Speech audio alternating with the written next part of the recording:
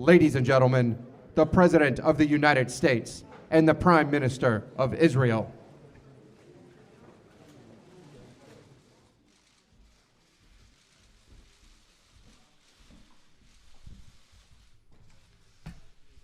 Thank you very much.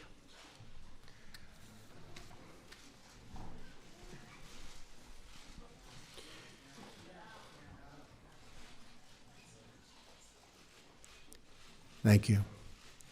Today I have the honor of welcoming my friend, Prime Minister Benjamin Netanyahu, to the White House.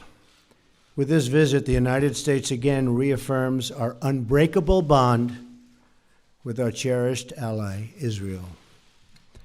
The partnership between our two countries, built on our shared values, has advanced the cause of human freedom, dignity, and peace. These are the building blocks of democracy. The State of Israel is a symbol to the world of resilience in the face of oppression. You can think of no other state that's gone through what they've gone, and of survival in the face of genocide. We will never forget what the Jewish people have endured. Your perseverance in the face of hostility, your open democracy in the face of violence, and your success in the face of tall odds is truly inspirational. The security challenges faced by Israel are enormous, including the threat of Iran's nuclear ambitions, which I've talked a lot about. One of the worst deals I've ever seen is the Iran deal. My administration has already imposed new sanctions on Iran, and I will do more to prevent Iran from ever developing, ever, a nuclear weapon. Our security assistance to Israel is currently at an all-time high, ensuring that Israel has the ability to defend itself from threats, of which there are, unfortunately, many. Both of our countries will continue and grow. We have a long history of cooperation in the fight against terrorism and the fight against those who do not value human life. America and Israel are two nations that cherish the value of all human life. This is one more reason why we reject unfair and one-sided actions against Israel at the United Nations. Just treated Israel, in my opinion, very, very unfairly. Or other international forums, as well as boycotts that target Israel. Our administration is committed to working with Israel and our common allies in the region towards greater security and stability. That includes working toward a peace agreement between Israel and the Palestinians. The United States will encourage a peace and really a great peace deal. We'll be working on it very, very diligently. Very important to me also, something we want to do. But it is the parties themselves who must directly negotiate such an agreement. We'll be beside them. We'll be working with them. As with any successful negotiation, both sides will have to make compromises. You know that, right? Both sides. I want the Israeli people to know that the United States stands with Israel in the struggle against terrorism. As you know, Mr. Prime Minister, our two nations will always condemn terrorist acts. Peace requires nations to uphold the dignity of human life and to be a voice for all of those who are endangered and forgotten. Those are the ideals to which we all and will always aspire and commit. This will be the first of many productive meetings, and I again, Mr. Prime Minister, thank you very much for being with us today. Mr. Prime Minister, thank you.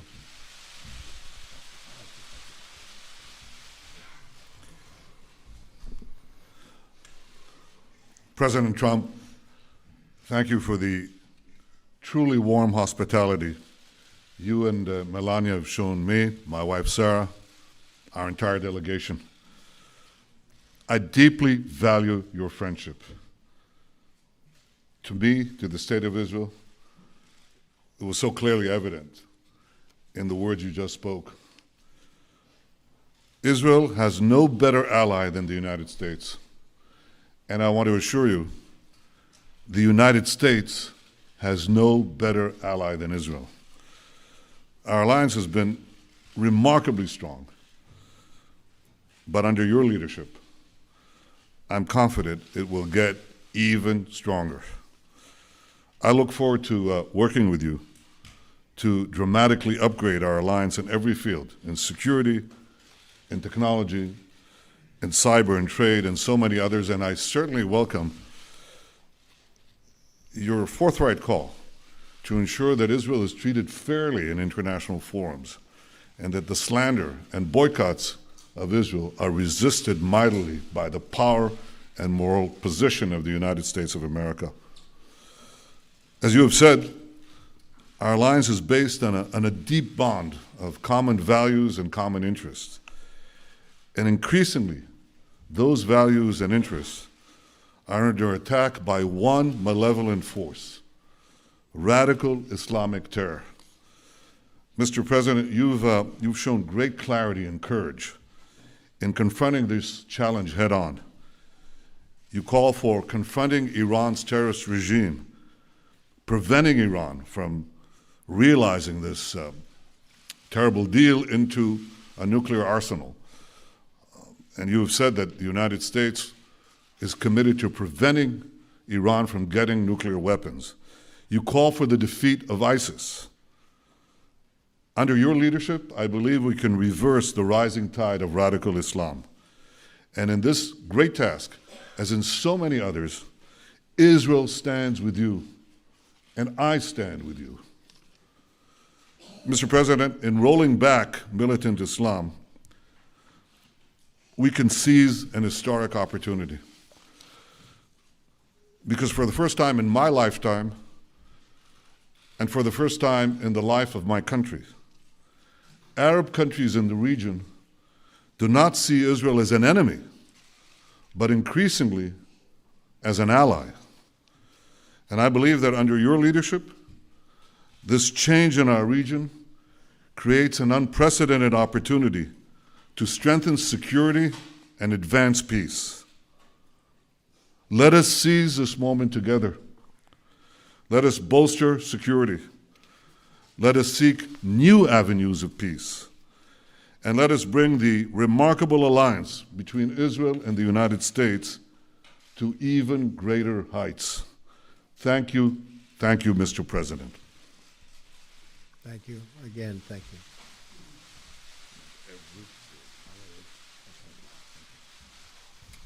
We'll take a couple of questions. David Brody, that's Christian Broadcasting. David? Thank you, Mr. President, Mr. Prime Minister. Both of you have criticized the Iran nuclear deal and at times even called for its repeal. I'm wondering if you're concerned at all as it relates to not just the National Security Advisor, Michael Flynn, who is recently no longer here, but also some of those events that have been going on with communication in Russia, if that is going to hamper this deal at all, and whether or not it would keep Iran from becoming a nuclear state. And secondly, on the settlement issue, are you both on the same page? How do you exactly term that as it relates to the settlement issue? Thank you. Michael Flynn, General Flynn, is a wonderful man. I think he's been treated very, very unfairly by the media, as I call it, the fake media in many cases. And I think it's really a sad thing that he was treated so badly. I think in addition to that, from intelligence, papers are being leaked, things are being leaked.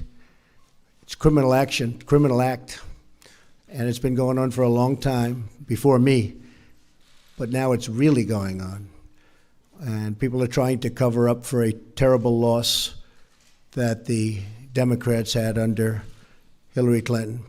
I think it's very, very unfair what's happened to General Flynn, the way he was treated, and the documents and papers that were illegally, I stress that, illegally leaked. Very, very unfair.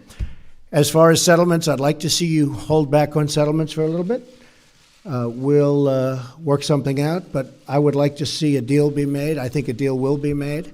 I know that every president would like to. Most of them have not started till late because they never thought it was possible. And it wasn't possible because they didn't do it. But Bibi and I have known each other a long time. A smart man, great negotiator. And I think we're going to make a deal. It might be a bigger and better deal than people in this room even understand. That's a possibility. So let's see what we do. Let's try it. Doesn't sound too optimistic, but that's he's a good negotiator. That's the art of the deal. I also want to thank Sarah. Could you please stand up? You're so lovely, and you've been so nice to Melania. I appreciate it very much.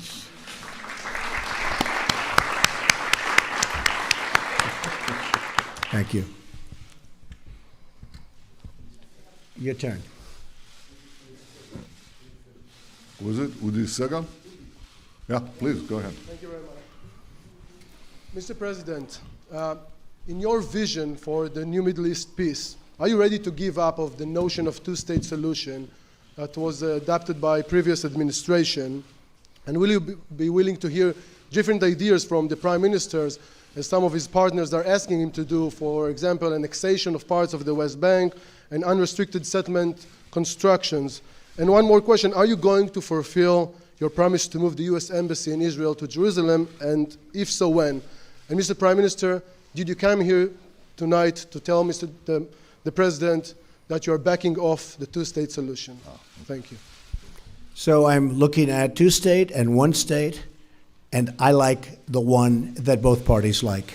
I'm very happy with the one that both parties like. I can live with either one. I thought for a while the two-state looked like it may be the easier of the two. But honestly, if Bibi and if the Palestinians, if Israel and the Palestinians are happy, I'm happy with the one they like the best. As far as the embassy moving to Jerusalem, I'd love to see that happen. We're looking at it very, very strongly. We're looking at it with great care, believe me. And we'll see what happens. Okay? Thank you.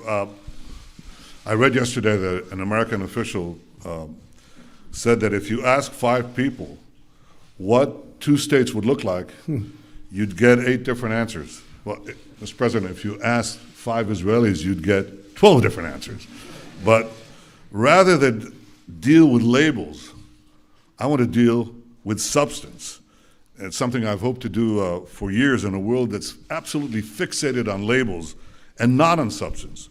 So here's the substance. There are 2 prerequisites for peace that I laid out several years ago, and they haven't changed. First, the Palestinians must recognize the Jewish state.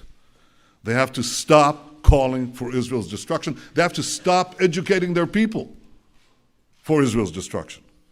Second, in any peace agreement, Israel must retain the overriding security control over the entire area west of the Jordan River, because if we don't, we know what will happen. Because otherwise, we'll get another radical Islamic terrorist state in the Palestinian areas, exploding the peace, exploding the Middle East. Now, unfortunately, the Palestinians vehemently reject both prerequisites for peace. First, they continue to call for Israel's destruction inside their schools, inside their mosques, inside the textbooks. You have to read it to believe it.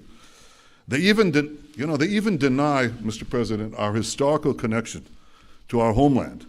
And I suppose you have to ask yourself, why are Jews called Jews? Well, the Chinese are called Chinese because they come from China. The Japanese are called Japanese because they come from Japan. Well, Jews are called Jews because they come from Judea. This is our ancestral homeland. Jews are not foreign colonialists in Judea. So unfortunately, the Palestinians not only deny the past, they also poison the present. They name public squares in honor of mass murderers who murdered Israelis, and I have to say also murdered Americans.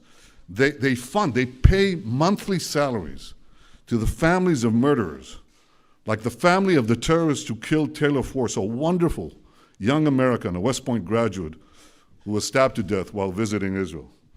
So this is the source of the conflict. The persistent Palestinian refusal to recognize a Jewish state in any boundary, this persistent rejectionism, that's the reason we don't have peace. Now that has to change. I want it to change. Not only have I not abandoned these two prerequisites of peace, they've become even more important because of the rising tide of fanaticism that has swept the Middle East and has also, unfortunately, infected Palestinian society. So I want this to change.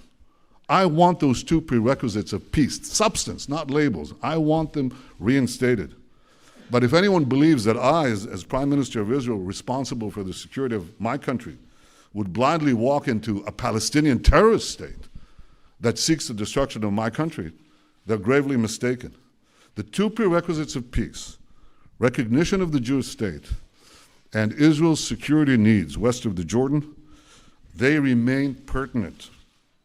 We have to look for new ways, new ideas on how to reinstate them and how to move peace forward. And I believe that the great opportunity for peace comes from a regional approach, from involving our newfound Arab partners in the pursuit of a broader peace and peace with the Palestinians. And I greatly look forward to discussing this in detail with you, Mr. President, because I think that if we work together, we have a shot. And we have been discussing that, and it is something that is very different, hasn't been discussed before, and it's actually a much bigger deal, a much more important deal in a sense. It would take in many, many countries, and it would cover a very large territory. So I didn't know you were going to be mentioning that, but that's now that you did, I think it's a terrific thing. And I think we have some pretty good cooperation from people that in the past would never, ever have even thought about doing this. So we'll see how that works out. Okay. Katie from Town Hall. Where's Katie? Right there. Katie? Thank you, Mr. President. You said in your earlier remarks that both sides will have to make compromises when it comes to a peace deal. You mentioned a halt on settlements. Can you lay out a few more specific compromises that you have in mind, both for the Israelis and for the Palestinians? And Mr. Prime Minister, what expectations do you have from the new administration about how to either amend the Iran nuclear agreement or how to dismantle it altogether, and how to overall work with the new administration to combat Iran's increased aggression, not only in the last couple of months, but the past couple of years as well? It's actually an interesting question. I think that the Israelis are going to have to show some flexibility, which is hard. It's hard to do. They're going to have to show the fact that they really want to make a deal.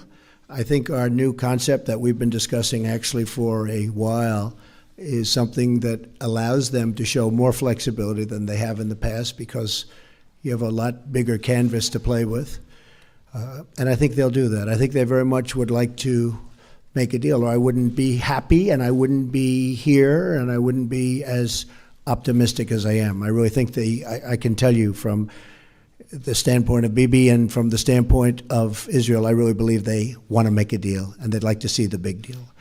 I think the Palestinians have to get rid of some of that hate that they're taught from a very young age. They're taught tremendous hate.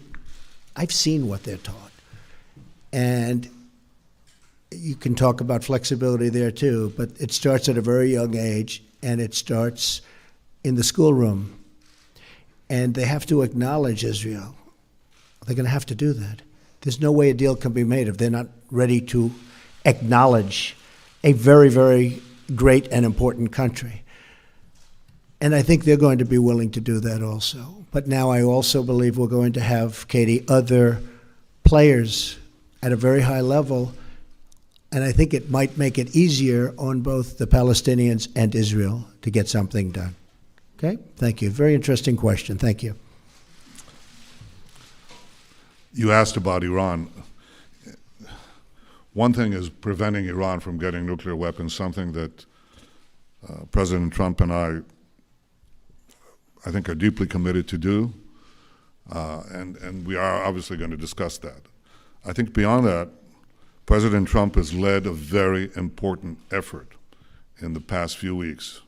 Just coming into the presidency, he pointed out there are violations, Iranian violations on ballistic missile tests. By the way, these ballistic missiles are inscribed in Hebrew.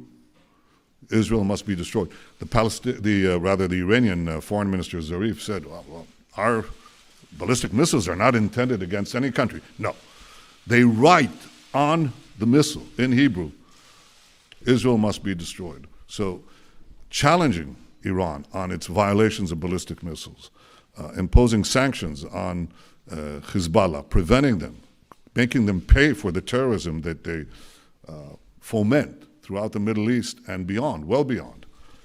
I think that's a change that is clearly evident since President Trump took office. I welcome that.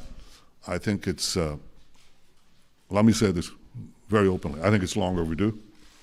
And I think that if we work together, and not just the United States and Israel, but so many others in the region who see eye to eye on the great magnitude and danger of the Iranian threat, then I think we can roll back Iran's aggression and danger. And that's something that is important for Israel, the Arab states, but I think it's vitally important for America. These guys are developing ICBMs.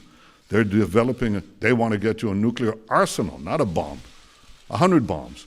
And they want to have the ability to launch them everywhere on Earth, and including, and especially, eventually, the United States. So this is something that is important for all of us. I welcome the change, and I intend to work with President Trump very closely so that we can thwart this danger. Great. You have somebody? Boav? Mr. President, since your election campaign and even after your victory, we've seen a sharp rise in anti-Semitic incident across the United States. And I wonder, what do you say to those among the Jewish community in the States and in Israel and maybe around the world who believe and feel that your administration is playing with xenophobia and maybe racist tones? And Mr. Prime Minister, do you agree to what the President just said about the need for Israel to restrain and to stop settlement activity in the West Bank? And a quick follow-up on my friend's questions. Simple question. Do you back off from your vision to the end of the conflict of two-state solution as you lay out in Bar Ilan speech, or you still support it? Thank you. Well, I just want to say that we are, very honored by the victory that we had, 306 electoral college votes. We were not supposed to crack 220. You know that, right? There was no way to 221, but then they said there's no way to 270. And there's tremendous enthusiasm out there. I will say that we are going to have peace in this country. We are going to stop crime in this country. We are going to do everything within our power to stop long simmering racism and every other thing that's going on, because a lot of bad things have been taking place over a long period of time. I think one of the reasons I won the election is we have a very, very divided nation, very divided. And hopefully I'll be able to do something about that. And it was something that was very important to me. As far as people, Jewish people, so many friends, a daughter who happens to be here right now, a son-in-law, and 3 beautiful grandchildren. I think that you're going to see a lot different United States of America over the next 3, 4, or 8 years. I think a lot of good things are happening, and you're going to see a lot of love. You're going to see a lot of love. Okay? Thank you. I believe that the issue of the settlements is not the core of the conflict, nor does it really drive the conflict. I think it's an issue. It has to be resolved in the context of peace negotiations. And I think we also are going to speak about it, President Trump and I, so we can arrive at an understanding, so we don't keep on bumping into each other all the time on this issue, and we're going to discuss this. on the question you said, you just came back with your question to the problem that I said. It's the label. What does Abu Mazen mean by two states, okay? What does he mean? A state that doesn't recognize the Jewish state, a state that basically is open for attack against Israel? You know, what are we talking about? Are we talking about Costa Rica, or are we talking about another Iran? So obviously it means different things. I told you what are the conditions that I believe are necessary for an agreement. It's the recognition of the Jewish state, and it's Israel's security control of the entire area. Otherwise, we're just fantasizing. Otherwise, we'll get another failed state, another terrorist Islamist dictatorship that will not work for peace, but work to destroy us, but also destroy any hope for a peaceful future for our people. So I've been very clear about those conditions, and they haven't changed. I haven't changed. If you read what I said 8 years ago, it's exactly that. And I repeated that again and again and again. If you want to deal with labels, deal with labels. I'll deal with substance. And finally, if I can respond to something that I know from personal experience. I've known President Trump for many years. And to allude to him, or to his people, his team, some of whom I've known for many years too,